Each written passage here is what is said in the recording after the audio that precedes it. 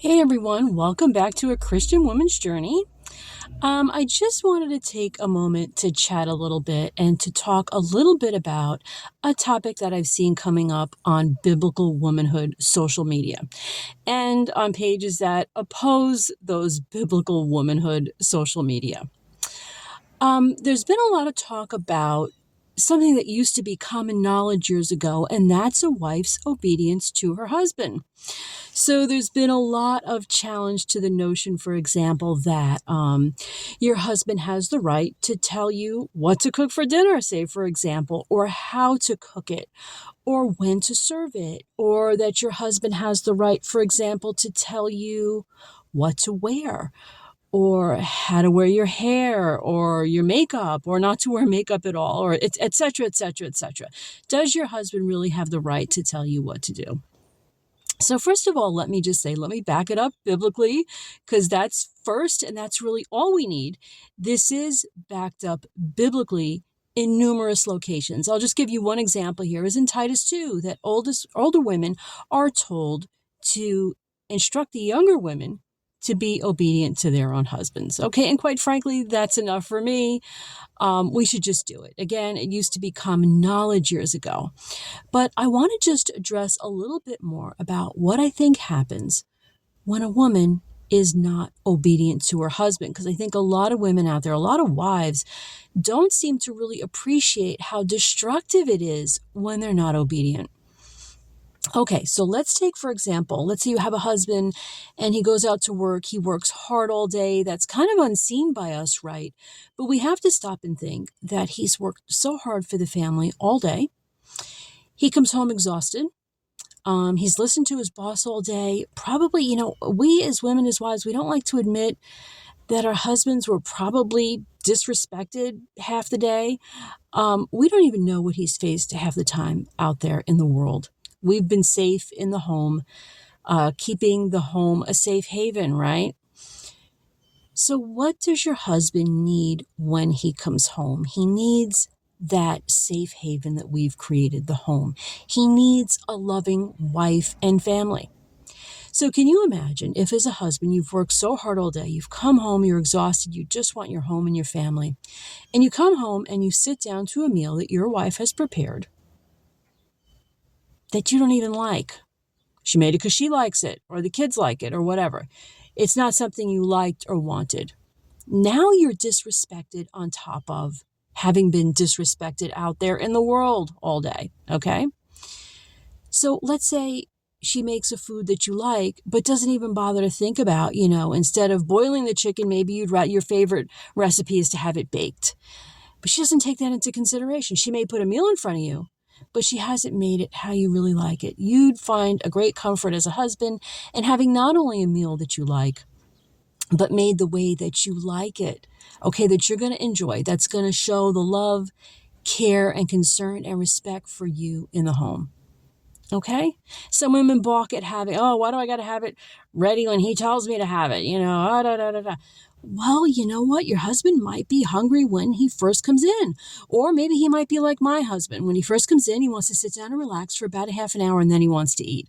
Okay, all our husbands are going to be a little bit different. But again, it conveys respect to our husbands when we serve the meal at a time that he wants it. Okay? So these I think are really just, this obedience is just a simple way to show love, care, and respect for our husbands. So another area that women got all just completely unglued over is a husband being able to tell you how you should appear. Okay, that he should maybe be able to tell you whether or not he even wants makeup on your face, or how he prefers to see your hair done, or the clothing that you should wear. And I think this really speaks to a couple of areas. Again, it speaks to respect for your husband, listening to him. We don't often stop to think that our husbands are our appointed spiritual protectors. And part of the way that he can protect us is by guiding us in dressing modestly. So let's value that. Let's find the importance in that, okay? And so many women, I think we don't stop to think that at the same time we say we want our husbands only to have eyes for us, then we turn around and say, well, he shouldn't tell us how to look. Okay, we don't want our husbands looking at other women. Okay, shouldn't we be the ones? We are actually the only people who our husbands can legitimately look at us with a sense of intimacy or arousal. Okay, we're all that he has. Let's appear. It's not hard to just simply appear the way that he wants us to look. Let's say he thinks, cutting your hair short would look unattractive or inappropriate. Don't go do that. If he likes you to have long hair, if he likes it flowing, look that way for him. And that way it helps him to properly direct his attraction to you and maybe help prevent him. That's the only appropriate attraction that he should be feeding, right? It can help him to not look outside. Okay, let's do that for our husbands. It's so simple. It's so easy. We promise to do it, and we do it if we love them. So let's just go ahead and do that. Now, you'll see arguments on there are counter biblical womanhood pages, right? And they'll, of course, just totally want to chew up these ideas. No, I did that. It didn't work for me. We've all heard those stories about, and I'll just give you an example, something that I heard just locally around here. A friend of a neighbor, she was concerned about a young girl that she knew, maybe 19 or 20. She was dating a man who was super controlling, actually very, very controlling, not loving, not guiding, super controlling. So he wanted to tell this young woman, for example, who was his girlfriend, how many cups of coffee she could have a day, how many peas should be on her plate, when she could shower and if she could shower. Okay, let's just understand this from the beginning. These are red flags, and these are things that we should be looking for, okay, as we look for a husband as a red flag. Okay, some people, men included, are just mean, nasty, controlling people. Okay, young ladies, don't go out with those men. Don't feed or encourage that. Okay, that's not love when he's just trying to be controlling. Don't marry men like that. That is a huge red flag. Okay, so I hope that helps. I think also it's possible that it's a sign of immaturity.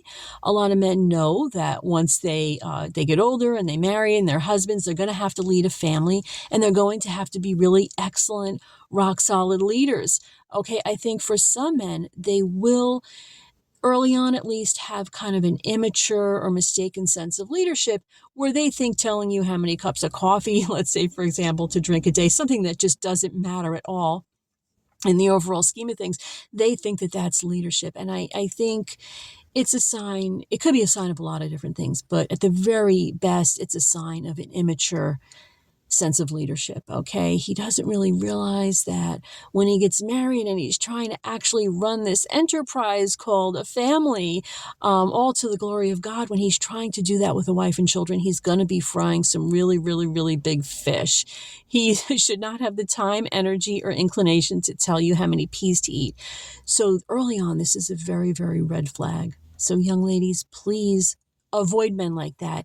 And young men, parents, let's raise our sons to really mature in their sense of leadership, okay, and not have this immature sense of leadership that they go into as they start dating. Okay, they're going to have to guide their wives and their families biblically.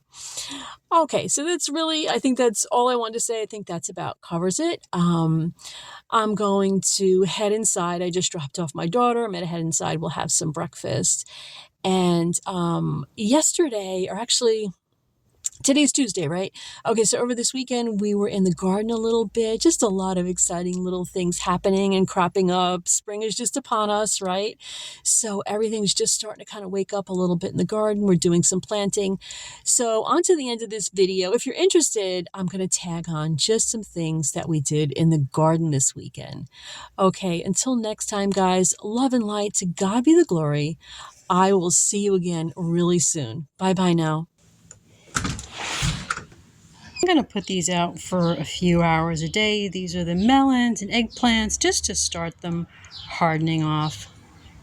Got our tomatoes here. We'll take these in a few hours. This little bird is still so determined to make a nest over the light. Keeps coming down and she keeps rebuilding it.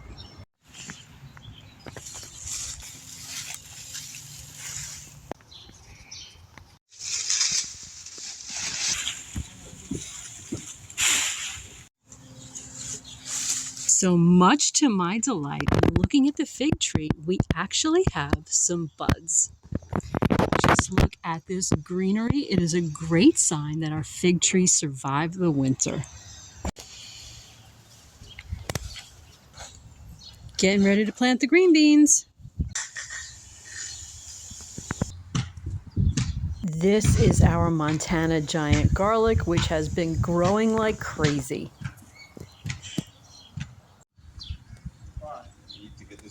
Strawberries gonna come in. Lemon balm. We've got some leftover onions from last year. Apple trees are blossoming and we just sprayed them. Look how pretty, looks like a bouquet. Okay, these are our green beans planted from seed. They look great. We're gonna put them in this bed where I just planted Brussels sprouts and where we put the cabbage before. Got some beautiful roots on that. Let's get this guy safe and secure in the ground.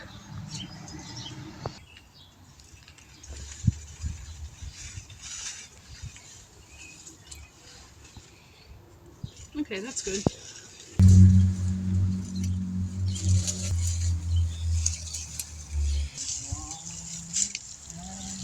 Garlic chives are coming in like crazy. I'm gonna start getting flowers here. A friend had given me these bulbs. They come in every year. More garlic chives. And we got some strawberries coming in back here. Gonna come in like crazy. Things are starting to happen with the blueberry bush. Gonna start getting some flowers soon. Hydrangeas just starting to get some green. Got some hostas opening in the front.